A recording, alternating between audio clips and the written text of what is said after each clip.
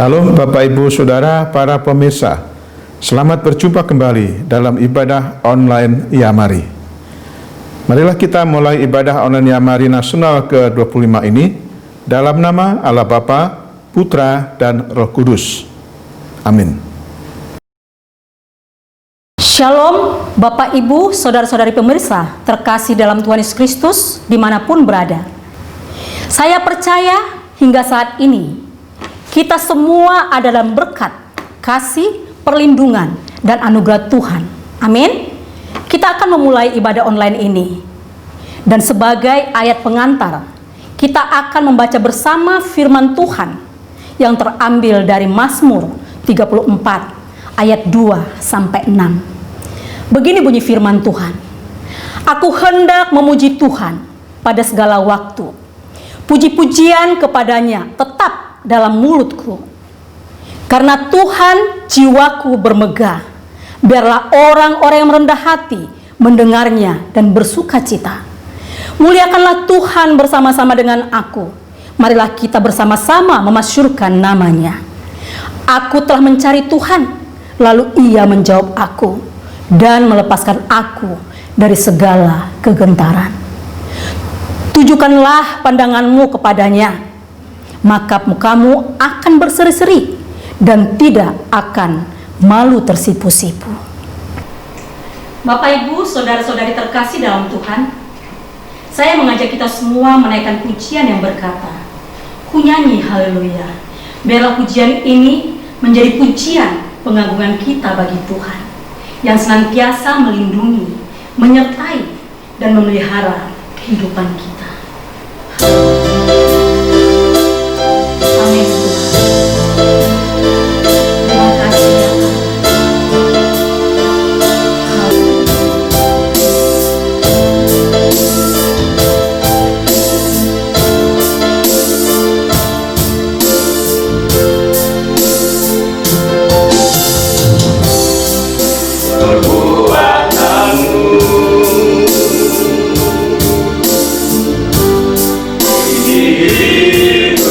Katakan ku nyanyi haleluya.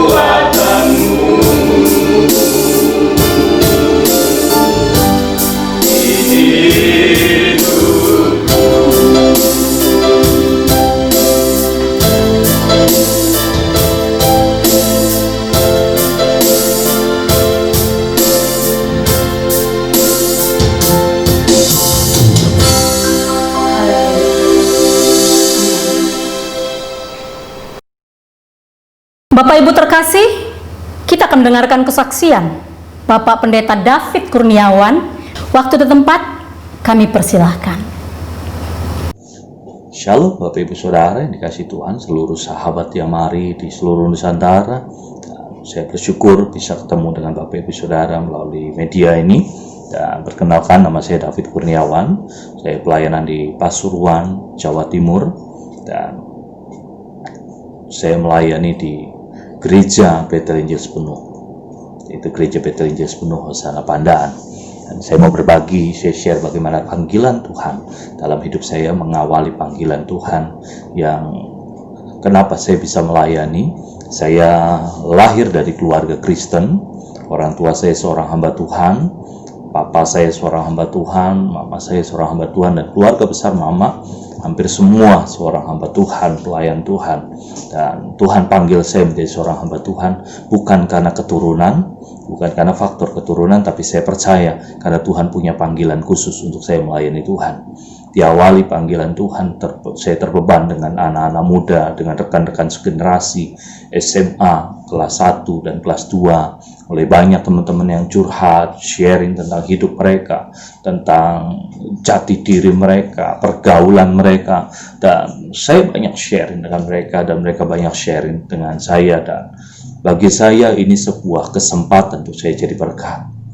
Di tengah-tengah beberapa teman yang sharing, lalu Tuhan taruh dalam hati saya, masih banyak begitu banyak anak-anak muda yang mereka nggak tahu harus cerita ke siapa, mereka nggak tahu harus sharing ke siapa.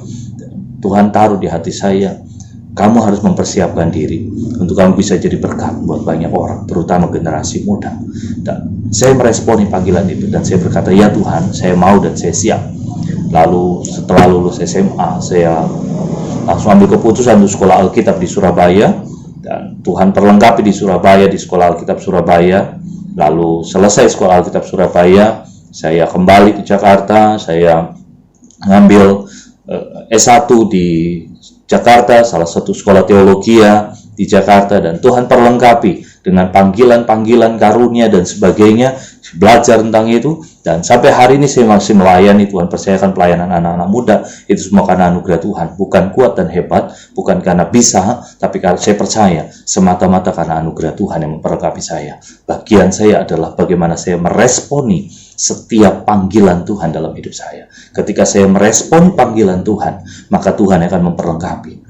Dan saya alami itu bagaimana Tuhan memperlengkapi. Semakin hari semakin Tuhan perlengkapi. Dan ketika Tuhan semakin memperlengkapi saya, kapasitas hidup saya semakin ditambahkan, dan hidup saya bisa jadi berkat buat banyak orang. Tanpa diperlengkapi oleh Tuhan, saya nggak bisa apa-apa. Tanpa membuka hati saya, tanpa meresponi panggilan Tuhan, saya nggak akan pernah bisa jadi berkat buat banyak orang. Hari ini saya ada di tempat ini, saya bersyukur Tuhan masih pakai saya masih diberi kesempatan untuk saya meresponi panggilan Tuhan, untuk saya diperlengkapi, untuk memberkati generasi anak-anak muda. Tuhan percayakan generasi anak-anak muda, generasi remaja, dan generasi dewasa muda, untuk kami mentoring, untuk kami sama-sama bertumbuh di dalam Tuhan. Untuk kami betul-betul, ini loh yang Tuhan sedang kerjakan. Bukan karena kuat dan hebat, bukan karena bisa.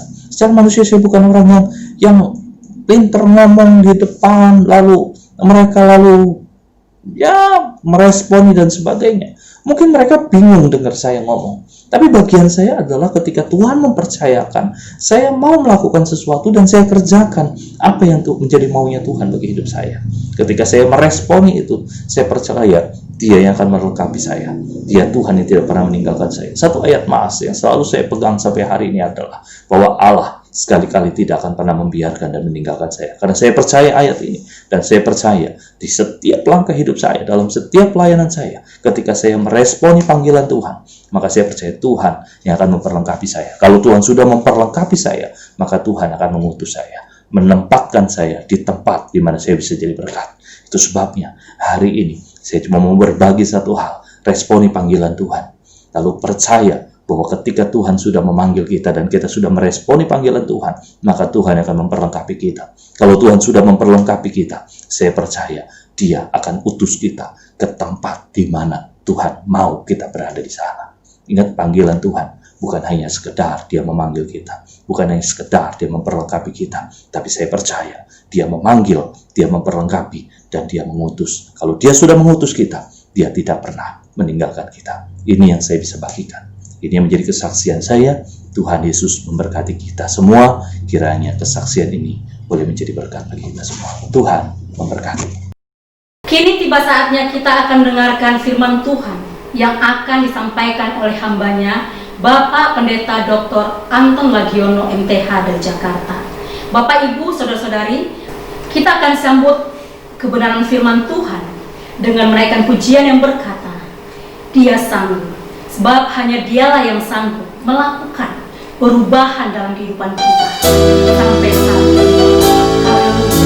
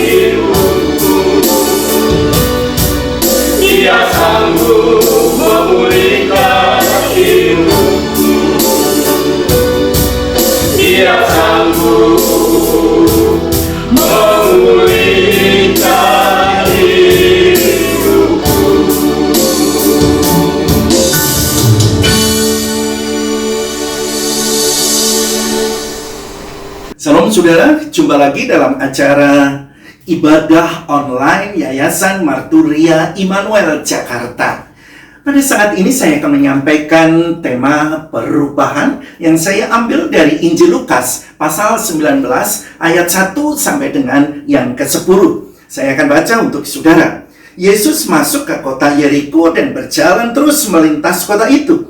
Di situ ada seorang bernama Sakeus, kepala pemungut cukai, dan ia seorang kaya. Ia berusaha untuk melihat orang apakah Yesus itu, tetapi ia tidak berhasil karena orang banyak, sebab badannya pendek. Maka berlarilah ia mendahului orang banyak, lalu memanjat pohon ara untuk melihat Yesus yang akan lewat di situ. Ketika Yesus sampai ke tempat itu, ia melihat ke atas dan berkata, "Sakeus, segeralah turun, sebab hari ini aku harus menumpang di rumahmu." Lalu Sakeus segera turun dan menerima Yesus dengan sukacita. Tetapi semua orang yang melihat hal itu bersungut-sungut. Katanya, ia menumpang di rumah orang berdosa.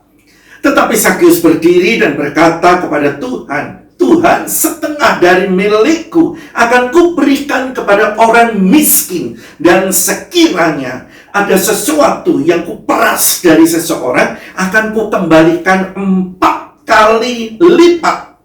Kata Yesus kepadanya, "Hari ini telah terjadi keselamatan kepada rumah ini, karena rumah ini pun anak Abraham. Sebab anak manusia datang untuk mencari dan menyelamatkan yang hilang." Saudara yang dikasih oleh Tuhan, ayat 9 mengatakan, kata Yesus kepadanya, "Hari ini telah terjadi keselamatan kepada rumah ini, karena rumah ini pun anak Abraham." Hari ini terjadi perubahan di dalam kehidupan saya dan saudara apabila hari ini kita mempunyai sikap seperti Sakeus. Luar biasa, saudara-saudara. Begitu mendengar kata Sakeus, saya yakin saudara akan teringat bahwa Sakeus itu orang pendek, Sakeus orang jahat, Sakeus orang yang tidak disukai oleh bangsa Yahudi saat itu karena posisinya sebagai orang pemungut cukai yang suka memeras orang lain.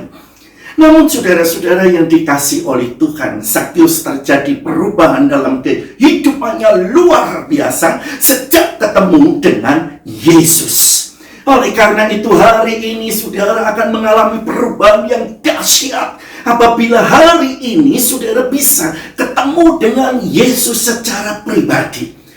Perubahan apa yang terjadi di dalam kehidupan Sakeus? Bukan perubahan tubuhnya yang pendek jadi tambah tinggi besar dan berwibawa, gagah dan perkasa. Bukan itu, saudaraku. Tetapi terjadi perubahan status yang luar biasa. Sakeus dianggap orang berdosa. Sakeus dianggap orang haram. Sakeus orang yang tidak berguna di tengah masyarakat menurut pandangan orang Yahudi. Mengapa? Karena dia seorang pemungut cukai. Bukankah semua orang di dalam Roma pasal 3 ayat 23 juga semua orang telah berbuat dosa dan telah kehilangan kemuliaan Allah? Dan itu juga yang terjadi dalam diri Sakeus dan diri kita, diri saya dan diri saudara. Dan kita tahu semua orang berdosa, dan orang berdosa mempunyai satu akibat. Di dalam Roma pasal 6 ayat 23, sebab upah dosa ialah maut.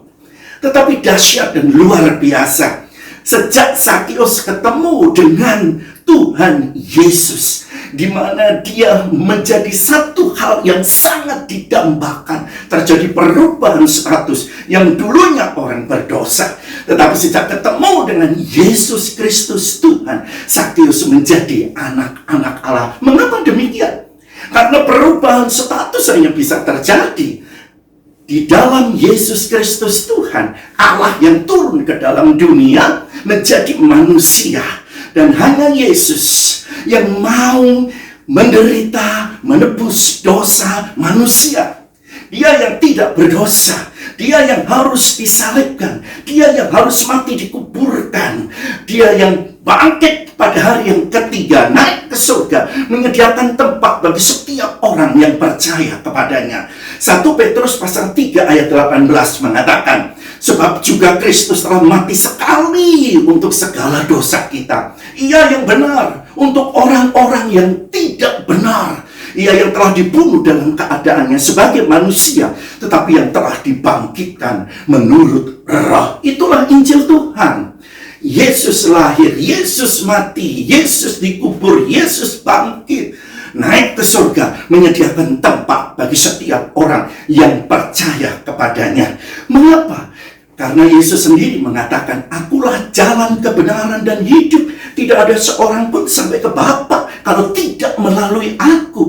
Hanya melalui Yesus Kristus Tuhan yang rela mati disalibkan, menebus segala dosa manusia, sekalipun merah seperti termisi, diputihkan seperti bulu domba, sekalipun merah seperti kesumba, diputihkan seperti salju adanya. Saudara yang dikasih oleh Tuhan Yesus Kristus, bagaimana cara Sakeus untuk bisa merubah kehidupannya dan dirubah oleh Yesus Kristus? Pada saat Yesus mengatakan, Sakeus, aku akan menumpang di rumahmu. Dan Sakeus luar biasa, membuka rumahnya untuk menerima Yesus. Sakeus menerima Yesus di dalam kehidupannya. Artinya, saat kita mau dirubah oleh Tuhan, saudara, hari ini Yesus mengetuk juga rumah hidup kita, pintu hati kita. Wahyu pasal yang ketiga ayat 20. Lihat, aku berdiri di muka pintu sambil mengetuk. Jikalau ada orang membukakan pintu, aku akan masuk mendapatkannya. Ia akan bersama dengan aku akan makan bersama dengan dia. Yesus ada di dalam hidupnya. Lalu kita datang kepadanya, mohon ampun segala dosa kita. 1 Yohanes 1 ayat 9 mengatakan, jika kita mengaku segala dosa kita, maka ia adalah setia dan adil, sehingga ia mengampuni segala dosa kita dan menyucikan kita dari segala kejahatan. Kita diselamatkan bukan karena usaha kita. Kita diselamatkan bukan karena perbuatan baik kita. Kita diselamatkan bukan karena kita suka memberi. Kita diselamatkan, mengapa? Karena anugerah Tuhan. Yesus bertemu dengan Sakeus dan terjadilah seperti yang dikatakan di dalam Efesus pasal yang kedua ayat 8 dan 9. Sebab kasih karunia kamu diselamatkan oleh iman. Itu bukan hasil usahamu, tetapi pemberian Allah. Itu bukan hasil pekerjaanmu. Jangan ada orang yang memegahkan diri. Jadi kita diselamatkan karena anugerah Tuhan. Mengapa? Di dalam Roma pasal yang pertama ayat 16 mengatakan, Injil adalah kekuatan Allah untuk menyelamatkan manusia. Inilah yang diterima oleh Sakeus, saudara. Dan saya yakin kalau kita mempunyai sikap yang sama, mau membuka hidup kita, terima Yesus sebagai Tuhan dan Juru Selamat kita, maka akan terjadi perubahan yang sangat hakiki. Itu yang dibutuhkan oleh manusia. Itu yang dibutuhkan oleh kita semua. Hidup di dalam keselamatan dan jaminannya.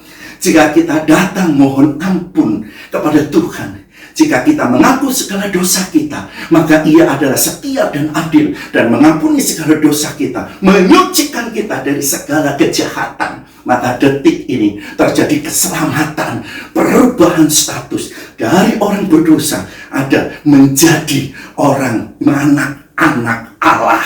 Dan janjinya di dalam Yohanes 5 ayat 24.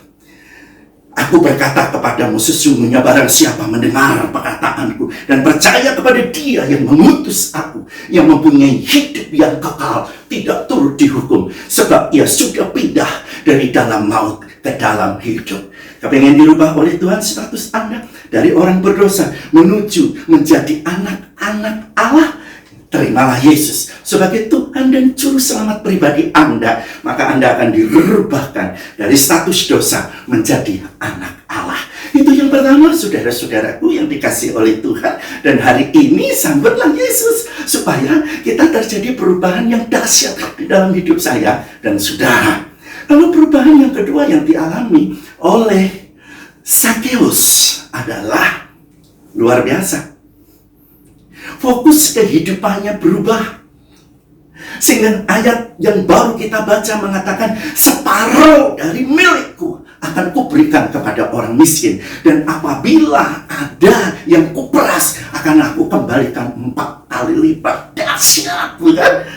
Inilah bukti bahwa kerjakan keselamatanmu. Seperti yang dikatakan oleh Paulus.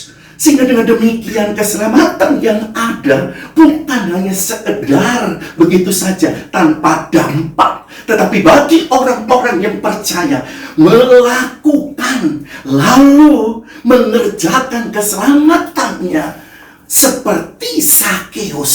Wah, status hidupnya sudah berubah, fokus hidupnya pun berubah.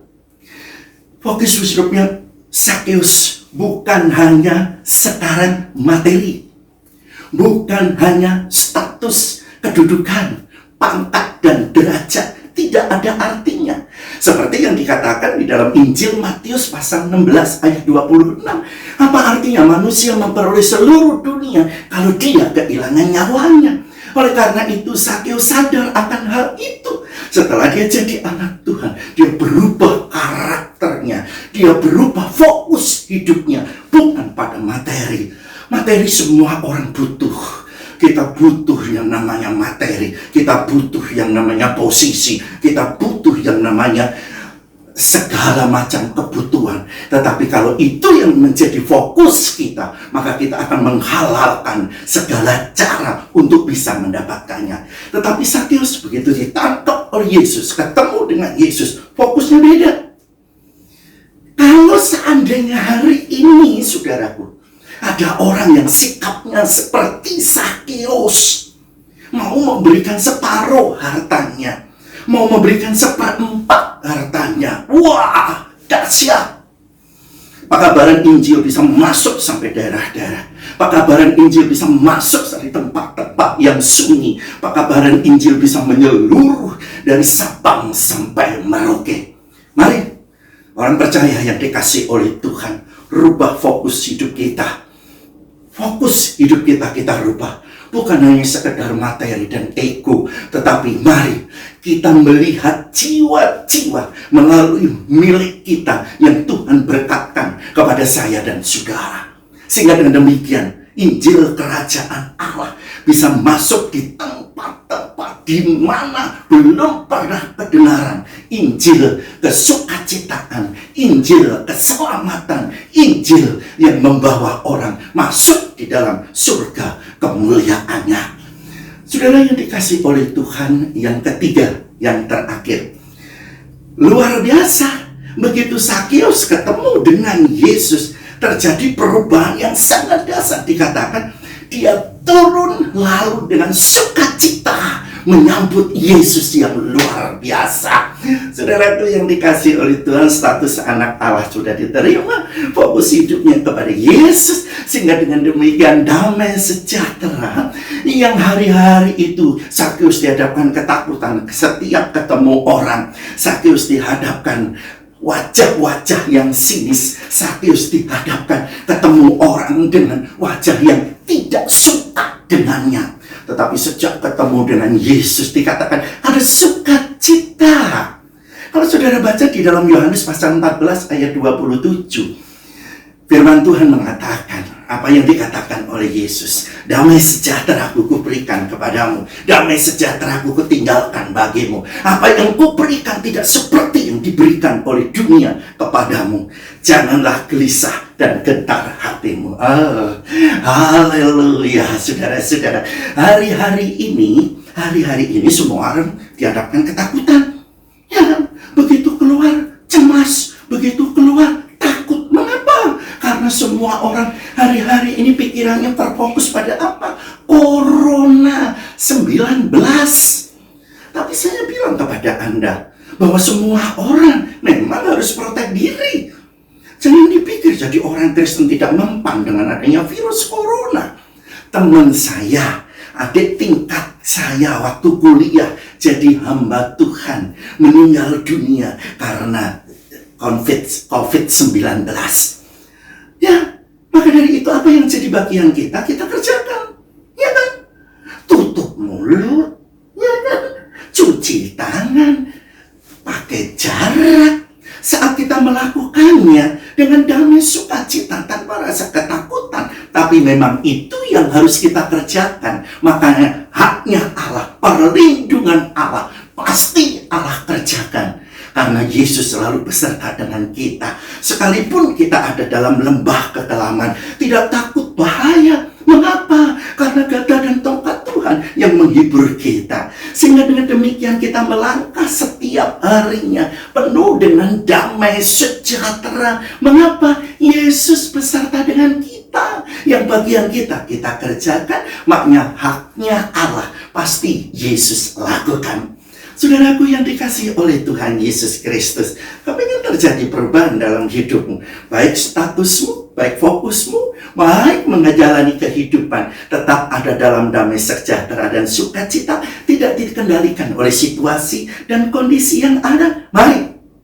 Mari, melalui ibadah online Yamari, Yayasan Marturia Immanuel saat ini, yang saudara selalu ikutin, saudara-saudara, saya menantang kepada saudara, terima Yesus sebagai Tuhan dan Juru Selamat pribadimu. Walaupun saudara sudah beragama Kristen, agama Kristen tidak menyelamatkan. Yang bisa menyelamatkan Yesus Kristus yang mampu merubah kehidupan saya dan saudara menjadi warga kerajaan surga yang penuh dengan sukacita dan damai sejahtera. Haleluya. Tuhan Yesus memberkati. Shalom.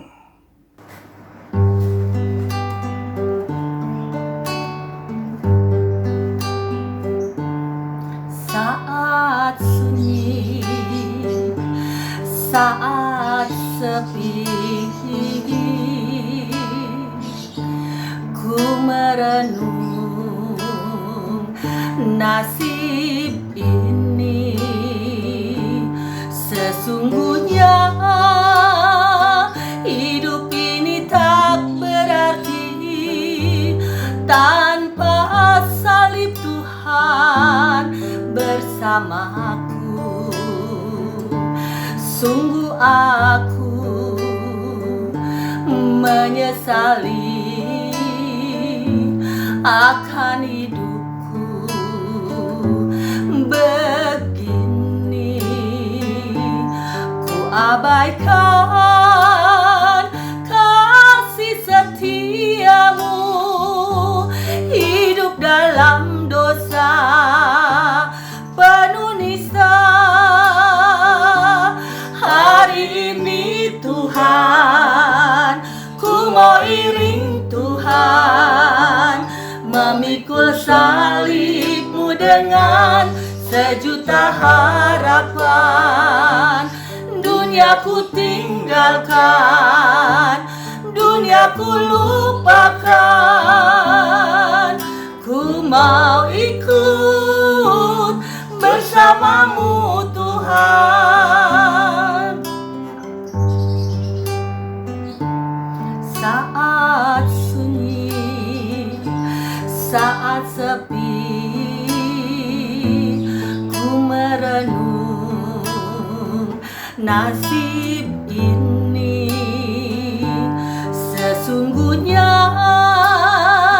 hidup ini tak berarti tanpa salib Tuhan bersamaku. Sungguh aku menyesali akan hidupku begini. Ku abaikan kasih setiamu, hidup dalam dosa penuh nista. Hari ini Tuhan, ku mau iring Tuhan, memikul salib-Mu dengan sejuta harapan. dunia ku tinggalkan, dunia ku lupakan.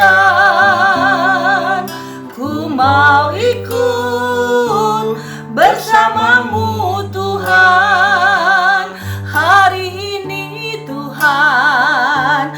Ku mau iring Tuhan, memikul salib-Mu dengan sejuta harapan. Dunia ku tinggalkan, dunia ku lupakan.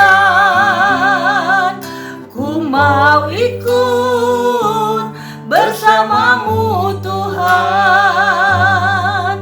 Ku mau ikut bersamamu Tuhan.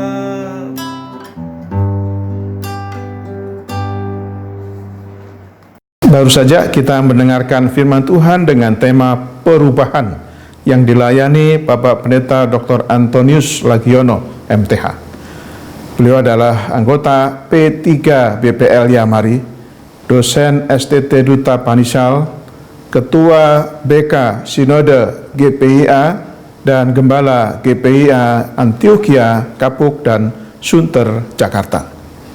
Kiranya apa yang telah disampaikan memberkati kita semua. Roh Kudus kiranya yang memandu, memimpin, menuntun, dan memberikan kekuatan kepada kita untuk menjalani hidup dengan baik dan benar, serta hidup dengan berserah dan bersandar kepada Tuhan. Kita bersyukur masih diberikan kesempatan oleh Tuhan untuk menjalani hidup di tengah merebaknya pandemi COVID-19 yang sudah berlangsung lebih dari 8 bulan. Kita berdoa dan berharap agar pandemi COVID-19 ini segera berakhir dan bisa kembali kepada kehidupan yang normal. Marilah kita jalani hidup ini dengan bersandar kepada Tuhan, tetap percaya dan mempercayakan diri kepada Tuhan. Kiranya damai sejahtera Allah yang melampaui segala akal akan memelihara hati dan pikiran kita dalam Kristus Yesus Tuhan kita. Pada kesempatan ini saya menyampaikan ucapan terima kasih kepada Pendeta Anton atas pelayanannya. Terima kasih juga kepada Pendeta David Kurniawan dari GPIS Hosana Pandaan Jatim yang telah memberikan kesaksian. Juga kepada Ibu Sri dan Pak Andi Jakarta atas kesaksian pujian yang indah. Tuhan Yesus memberkati. Ibadah online Yamari Nasional berikutnya yang ke-26 tanggal 28 November 2020 dengan tema Mengapa Tuhan Izinkan Kita Hidup akan dilayani Pendeta Hardi Varianto, Ketua Sinode Pemberi Gereja Pemberita Injil, Gembala Sidang Gereja Pemberita Injil Jalan Kemurian 5, Jakarta, dan juga sebagai Ketua Yayasan Logos Indonesia di Jakarta. Mohon doanya agar pelayanannya nanti dalam ibadah online Yamari menjadi berkat dan membawa kemuliaan bagi nama Tuhan. Bagi Bapak Ibu Saudara-saudari yang baru pertama kali mengikuti program ini, selaku pengurus Yamari, saya mengucapkan terima kasih atas kesediaannya meluangkan waktu membuka link YouTube ini dan bergabung dengan kami. Melalui kesempatan ini, saya mengingatkan Bapak Ibu Saudara agar tetap mentaati protokol kesehatan dengan ketat, yaitu melalui 3M. Menggunakan masker, mencuci tangan dengan sabun di air mengalir, menjaga jarak aman dengan orang lain. Selain itu, melakukan olahraga dan makan makanan yang bergizi, dengan tujuan memutus mata rantai penyebaran virus corona. Di akhir penayangan ibadah online ini ditayangkan nomor rekening bank dan QR Code Yamari untuk Bapak Ibu Saudara yang akan memberikan persembahan. Terima kasih atas perhatian dan supportnya. Tuhan Yesus memberkati. Kita akan masuk dalam doa syafaat yang akan dipimpin oleh Bapak Yusak Setiawan, Sekretaris Umum Yamari. Sebelumnya, mari kita nyanyikan sebuah lagu Allah Kuasa Melakukan Segala Perkara.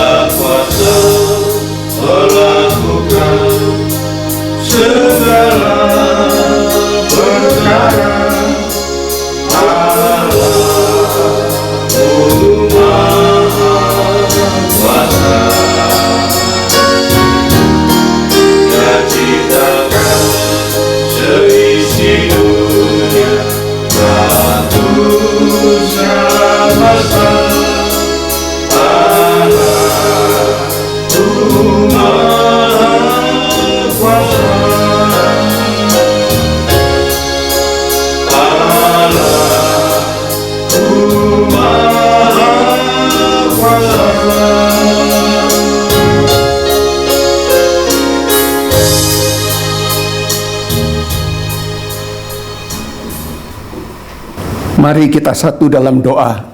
Segala puji syukur kami naikkan kepadamu, ya Allah Bapa, Allah Anak, Allah Roh Kudus, yang telah memimpin kami dalam ibadah online Yamari ke-25 ini. Kiranya menjadi berkat bagi seluruh pemirsa ibadah online Yamari. Kami juga bersyukur untuk kebenaran firman Tuhan yang telah disampaikan oleh hamba-Mu, Pendeta Dr. Anton Lagiono MTH, dengan tema perubahan. Kami percaya bahwa semua pemirsa ibadah online Yamari pasti diberkati melalui pelayanan ini. Tuhan memberkati kehidupan pribadi, pekerjaan pelayanan, serta seluruh keluarga Pendeta Dr. Anton Lagiono MTH dimanapun berada. Berkati juga Bapak Pendeta David Kurniawan yang telah menyampaikan kesaksian, dan Ibu Sri dan Bapak Andi yang sudah menaikkan pujian. Kiranya segalanya bagi kemuliaan nama Tuhan. Bapa di surga, kami berdoa untuk persiapan ibadah online Yamari ke-26 minggu depan. Kiranya berjalan dengan lancar, berkati dan urapi WL, singers, pemain musik, dan multimedia. Secara khusus kami berdoa untuk hamba-Mu, Pendeta Hardi Varianto, yang akan menyampaikan firman Tuhan dengan tema Mengapa Tuhan mengizinkan kita hidup. Kiranya Engkau mempersiapkan dan memberkati hamba-Mu dengan hikmat, pengertian, kuasa dan urapan dari Tuhan dalam mempersiapkan kebenaran firman-Mu dan menjadi berkat bagi seluruh pemirsa ibadah online Yamari. Bapa Surgawi, kami berdoa bagi seluruh pemirsa ibadah online Yamari dimanapun berada.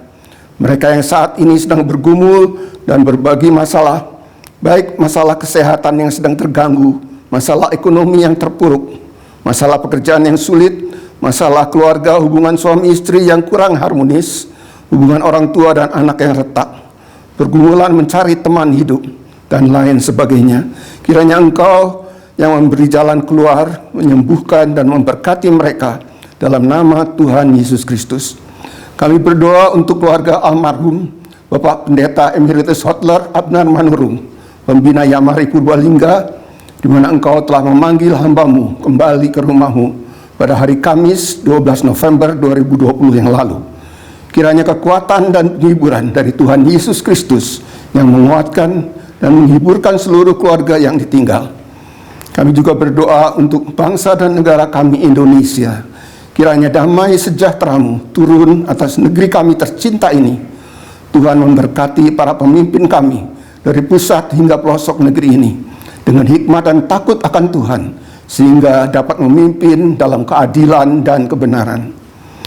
Bapa di surga, inilah doa kami di hadapan-Mu, yang kami selaskan dalam nama Allah Bapa, Allah Anak, Allah Roh Kudus, dalam Kristus Yesus Tuhan dan Juru Selamat kami, yang telah mengajar kami berdoa.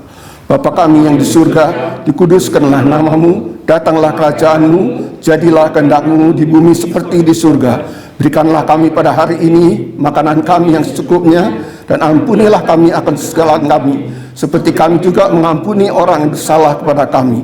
Dan janganlah membawa kami ke dalam pencobaan, tetapi lepaskanlah kami daripada yang jahat. Karena Engkau-lah yang punya kerajaan, dan kuasa, dan kemuliaan, sampai selama-lamanya. Amin.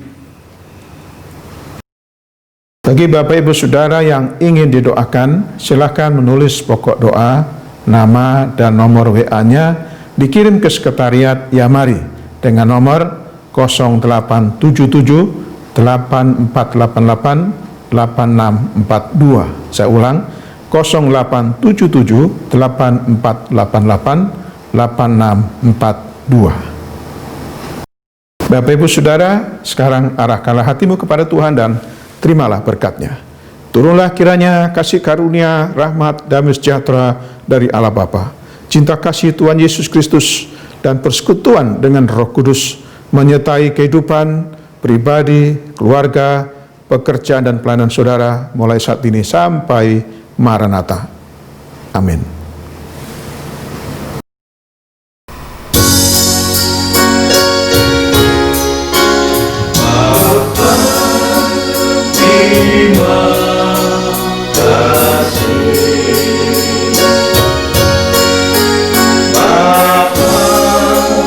Terima kasih.